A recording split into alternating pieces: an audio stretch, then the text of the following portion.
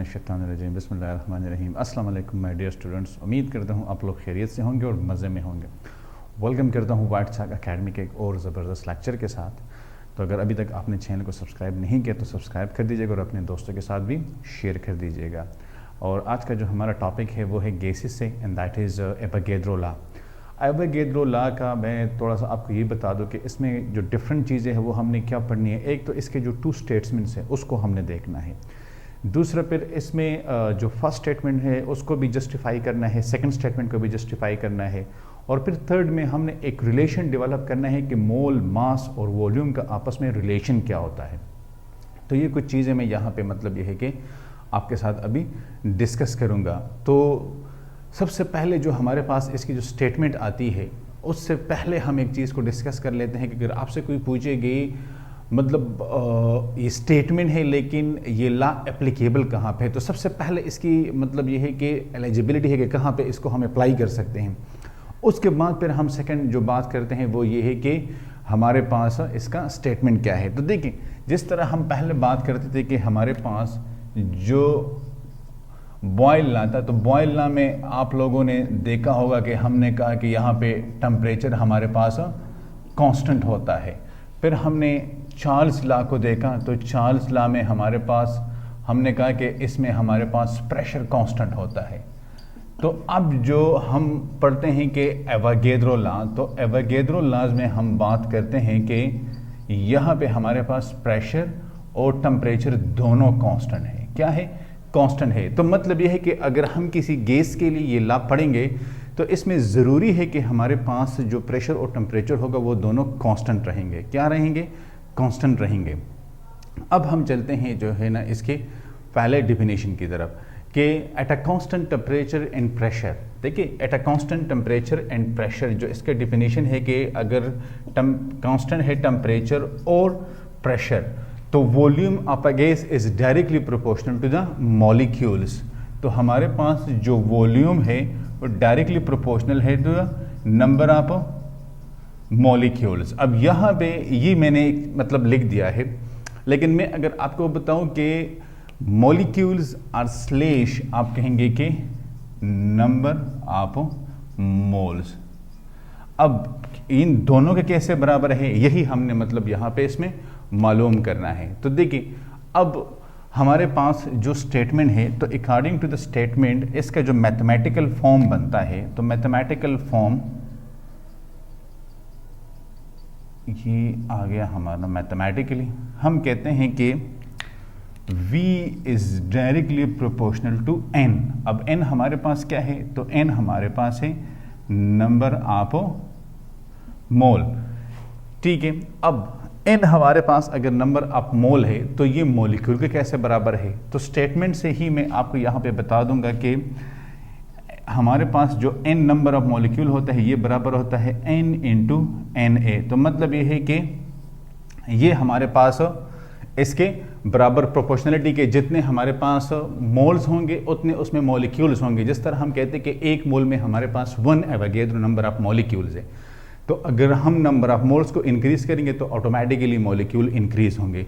तो यही इस तरह हम ये एक रिलेशन डेवलप कर सकते हैं। लेकिन इस इक्वेशन को समझने के लिए आपको थोड़ा सा वो ये एक्सपेरिमेंटल फॉर्म देखना होगा। अब इसका जो एक्सपेरिमेंटल फॉर्म है वो क्या है, यही से फिर सारा कुछ मतलब ये है कि शुरू हो जाता है। इसमें प्रोपोर्शनलिटी को ख़त्म करना और कांस्टेंट को लेके आना वो हम कर लेंगे, वो कोई इतना मसला नहीं। आप लोग को वैसे भी मतलब बहुत ज़्यादा वो क्लियर हुआ होगा कि सपोज़ हमारे पास इस तरह का एक कंटेनर है।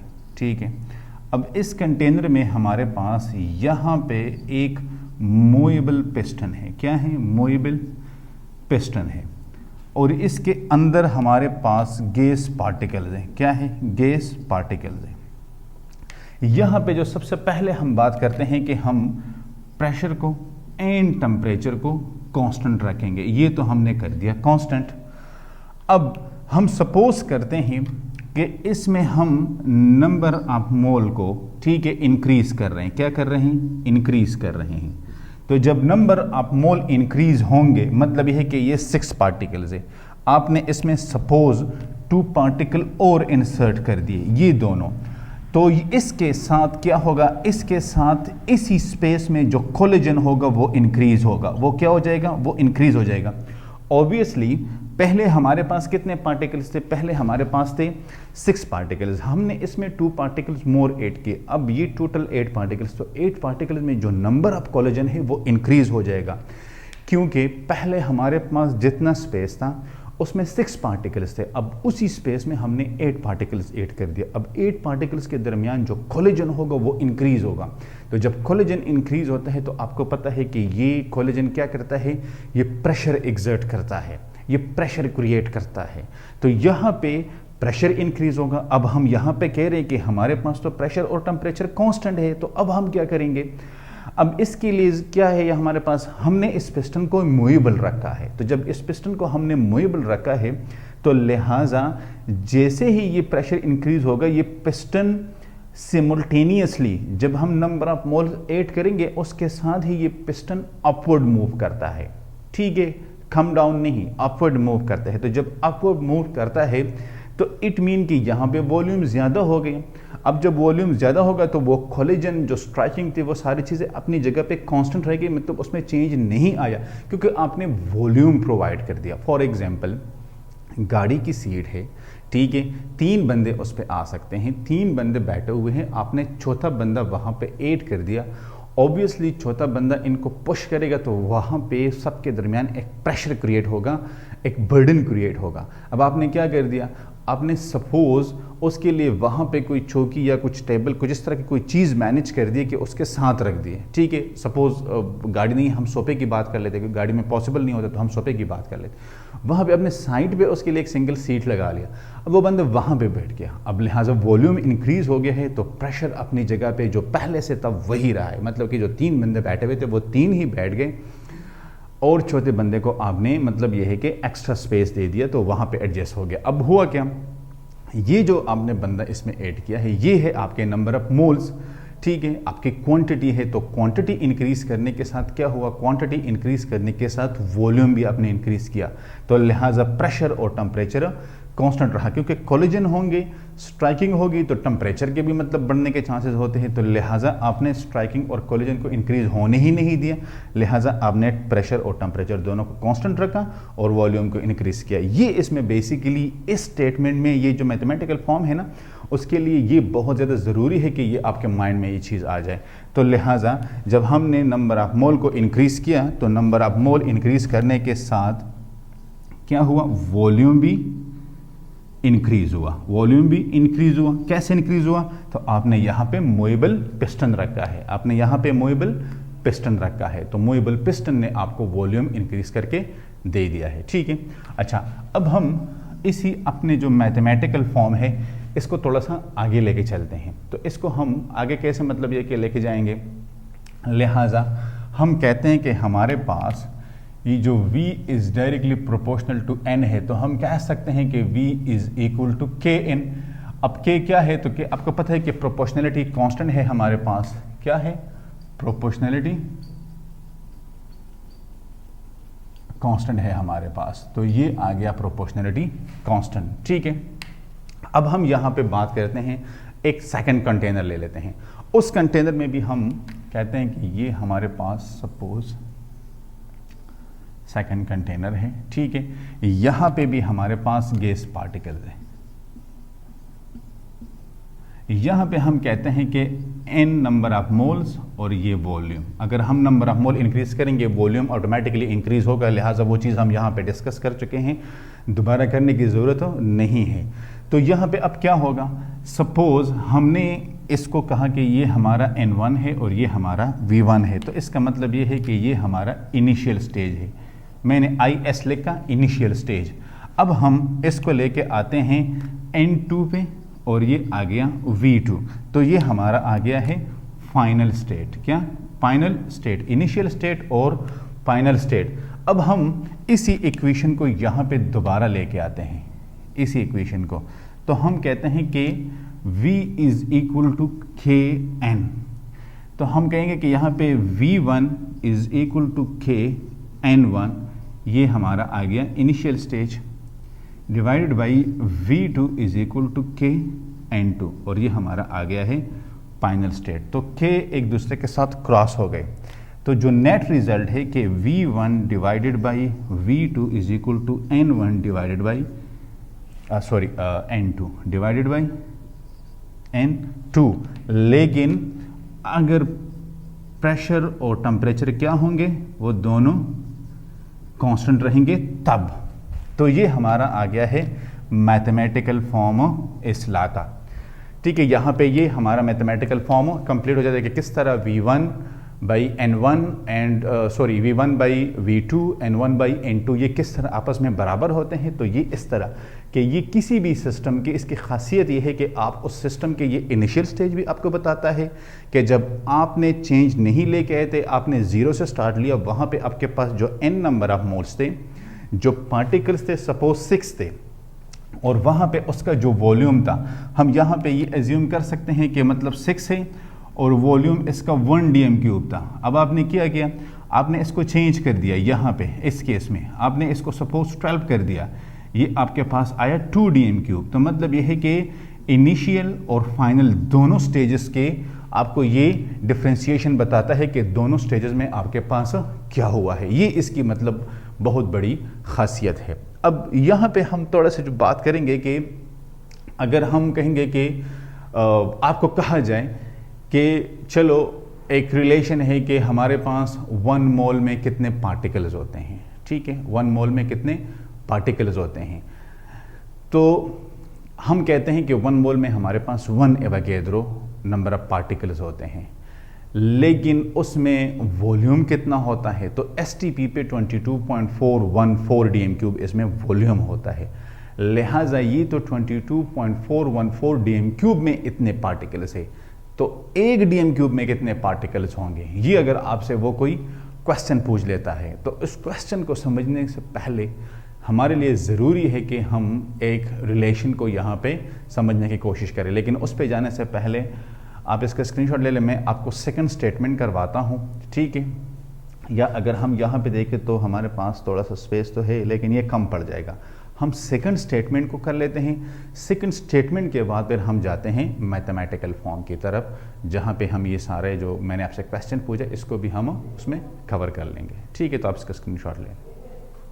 अच्छा गाइज, अब जो हमारे पास सेकंड स्टेटमेंट है, तो देखिए सेकंड स्टेटमेंट में आप देख सकते हैं कि equal volumes of all gases at same temperature in pressure contain equal number of moles या हेंस नंबर ऑफ मॉलिक्यूल्स। मतलब यह है कि अगर नंबर ऑफ मोल्स भी इक्वल है तो नंबर ऑफ मॉलिक्यूल्स भी इक्वल होंगे। कैसे होंगे, तो वो तो चलो मैं आपको वो रिलेशन में फिर एक फार्मूला दे दूंगा, उसके मुताबिक आप उसको सॉर्ट आउट कर सकते हैं। अब देखें, यहाँ पे हम ले लेते हैं सपोज 3 कंटेनर को।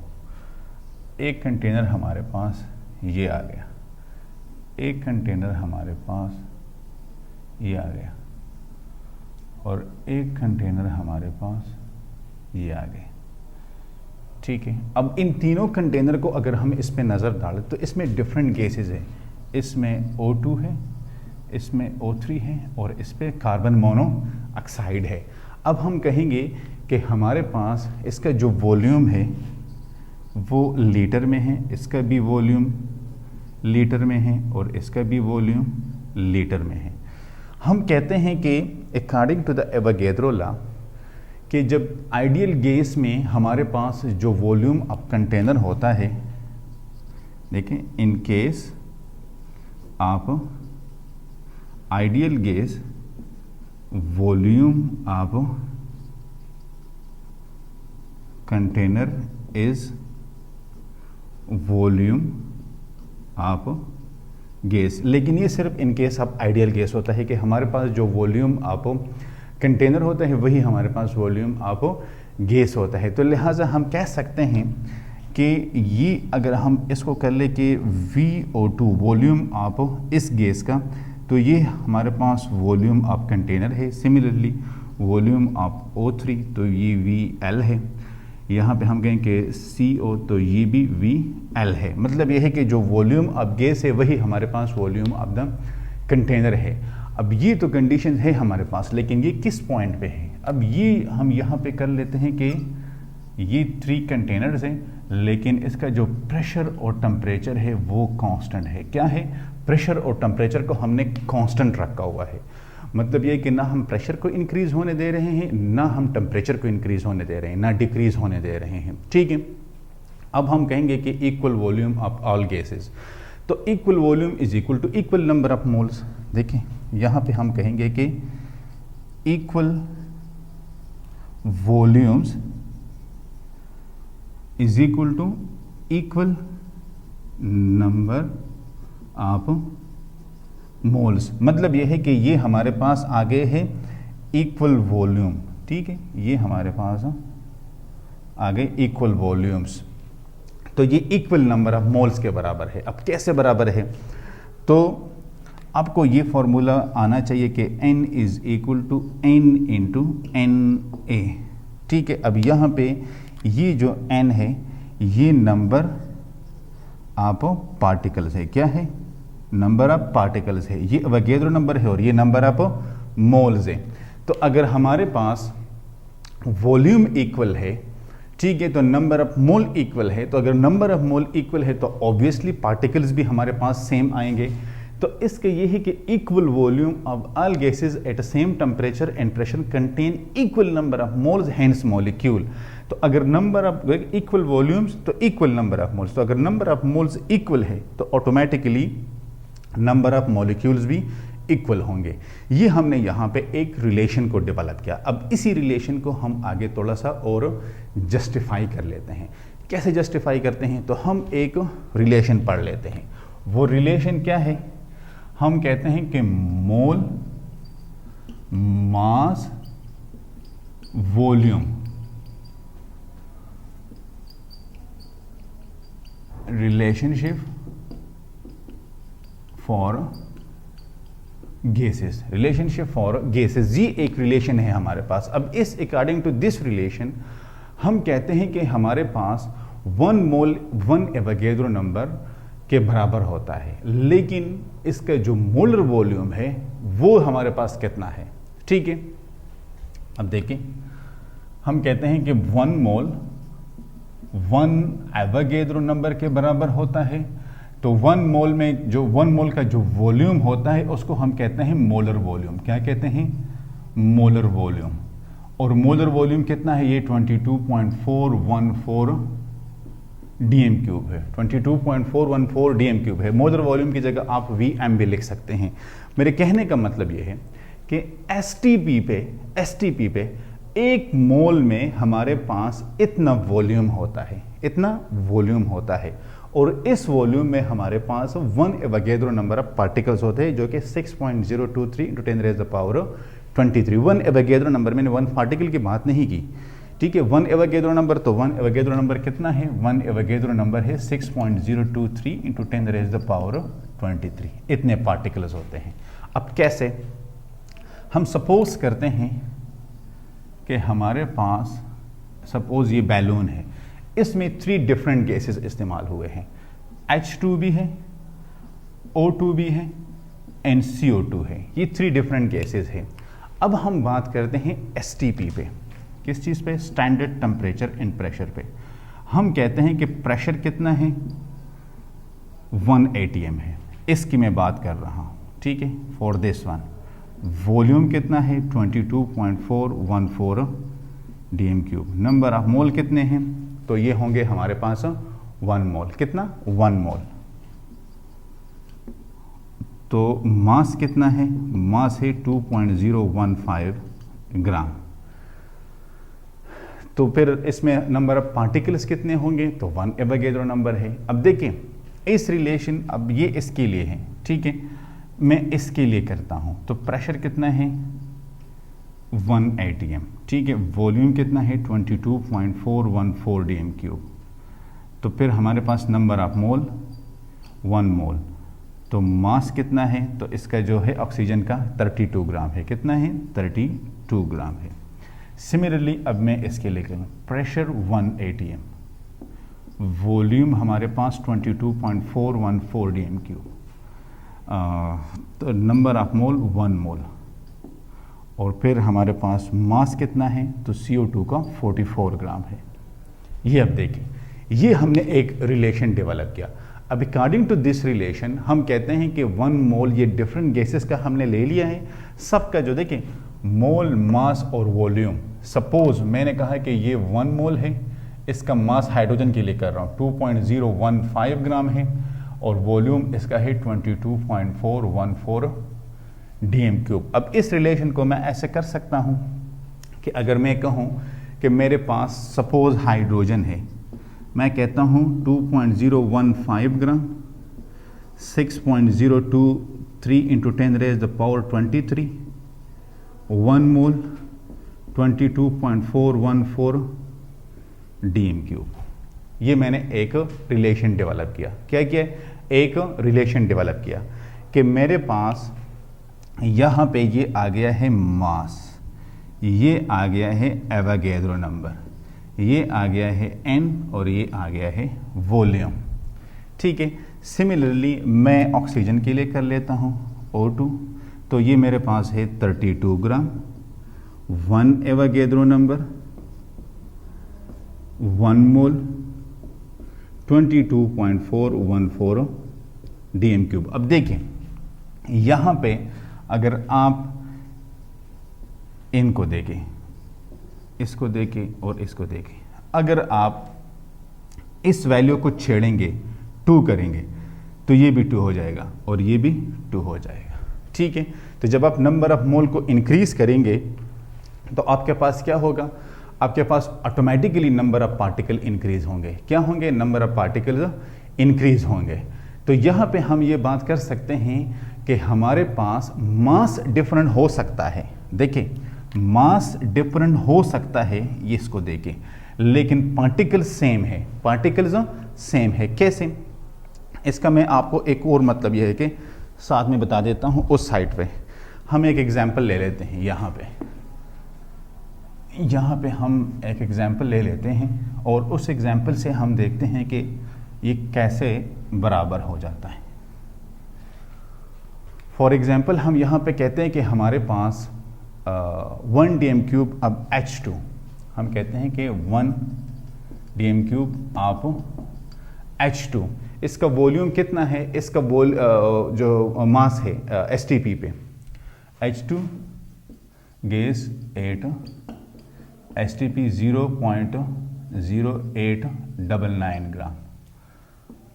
ठीक है, और इसी तरह 1 dm³ हम एक और गैस भी इसके साथ ले लेते हैं, ऑक्सीजन को ले लेते हैं। ठीक है, O2 का, तो ये 1.434 ग्राम है। अब देखिए मास डिफरेंट है लेकिन हमारे पास पार्टिकल सेम होंगे। अब इसमें से हम पार्टिकल्स कैसे निकालेंगे?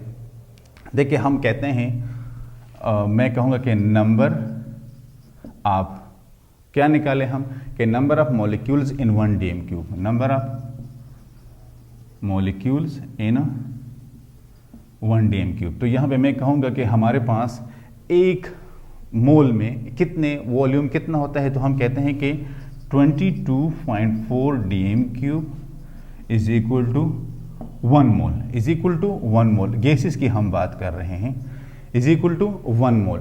तो लिहाजा 22.4 dm³ में पार्टिकल कितने हैं? 6.023 इंटू 10⁻23। तो 1 dm³ में कितने होंगे? तो हम कहेंगे कि 1 dm³ में हमारे पास कितने आएंगे? हाँ, ये आ जाएंगे 6.023 इंटू 10⁻23 डिवाइडेड बाई 22.414 कर ले इसको, तो इससे कितना आएगा? हाँ आप लोग बता दें। 2.68 इंटू 10⁻22 मॉलिक्यूल्स। तो आपके पास एक dm³ में इतने पार्टिकल्स आते हैं। ठीक है, तो इस तरह हम एक dm³ के लिए नंबर ऑफ पार्टिकल्स निकाल सकते हैं, नंबर ऑफ पार्टिकल्स निकाल सकते हैं। लेकिन आपके पास ये जो फॉर्मूला है कि number of particles is equal to ये बड़ा ही अहम फार्मूला है। इससे आप बहुत सारी चीज़ें इसमें सॉल्व कर सकते हैं। तो मोल मास वॉल्यूम रिलेशनशिप का, तो ये कि 1 मोल में हमारे पास 1 एवोगैड्रो नंबर होता है, वॉल्यूम इतना होता है इसका। और यहाँ पे वो देखें कि हमारे पास मास कितना है, एवोगैड्रो नंबर कितने होंगे, नंबर ऑफ मोल कितना होगा और वॉल्यूम कितना होगा। इसको आप अपनी तरतीब से आगे पीछे कर सकते हैं क्योंकि सारे मल्टीप्लिकेशन है तो कोई ख़ास फ़र्क इसमें नहीं पड़ता। तो इसको आप मर्ज़ी से आगे पीछे कर सकते हैं कि अगर आपने मास लिख लिया उसके बाद नंबर ऑफ मोल्स लिख लें, नंबर ऑफ पार्टिकल्स लिख लें और फिर वॉल्यूम लिख के, तो इसमें अगर आप एक वैल्यू को छेड़ेंगे तो ऑटोमेटिकली वो अपने साथ दूसरी वैल्यू को छेड़ देगा। यहाँ पे अगर आपको कहेंगे कि भाई ये मेरे पास एक स्टेटमेंट आ रहा है गैसेस के लिए STP पे, तो आप कह देंगे कि हाँ मास डिफरेंट हो सकता है लेकिन 1 dm³ में जो पार्टिकल है तो वो इन दोनों गैसेस के लिए सेम रहेंगे, पार्टिकल्स के ऊपर फ़र्क नहीं पड़ेगा। क्योंकि अगर आपको देखें अब यहाँ पे आपसे कहा जा रहा है कि भाई इन दोनों के लिए पार्टिकल्स देखें, तो पार्टिकल्स दोनों में सेम होंगे, जो भी वैल्यू होगी, सपोज यही वैल्यू अगर हम लिख लें तो वो सेम रहेंगी। मतलब यह है कि नंबर ऑफ पार्टिकल्स पे फ़र्क नहीं पड़ेगा, मास पे फ़र्क पड़ सकता है। अब जिस तरह यहाँ पे देखें कि मास पे तो फ़र्क पड़ रहा है लेकिन नंबर ऑफ पार्टिकल्स पे फ़र्क नहीं पड़ रहा और ना ही वॉल्यूम पे पड़ रहा है। तो एवोगैड्रो लॉ कहता है कि वॉल्यूम नंबर ऑफ मोल के साथ डायरेक्टली प्रोपोर्शनल है, तो अगर नंबर ऑफ मोल के साथ है तो ऑटोमेटिकली मॉलिक्यूल के साथ भी है।